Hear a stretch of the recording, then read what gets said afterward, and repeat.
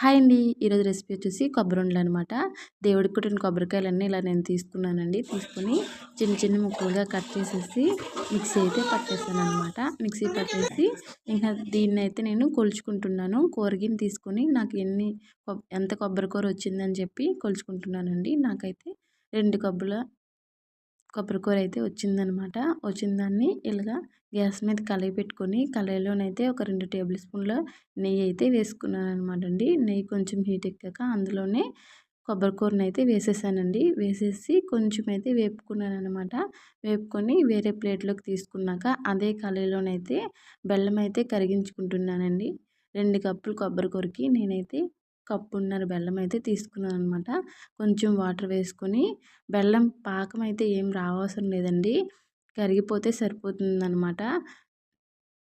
ఇంకా బాగా కలిపేసుకొని కరిగించుకొని పక్కనైతే పెట్టేసుకున్నానండి. పక్కన పెట్టేసుకున్నాక అదే కళాయిలో కొబ్బరికూర అయితే వేసేసుకున్నానమాట. వేసుకొని బెల్లాన్ని అయితే ఇలా వడకెట్టేసుకుంటున్నానండి. ఎందుకంటే ఏమైనా చెత్త ఏమైనా ఉంటే వడకట్టేస్తే పోతుంది కదా! అందుకే నేను ఇలా వడకట్టేసుకుంటున్నాననమాట. వడకట్టేసుకున్నాక ఇంకా కలిపేసుకోవడమే. దగ్గరికి అయ్యే వరకు కలుపుకోవడమేనండి. ఇదైతే మనకి ఉండ చుట్టే వరకు కలుపుకుంటే సరిపోతుంది.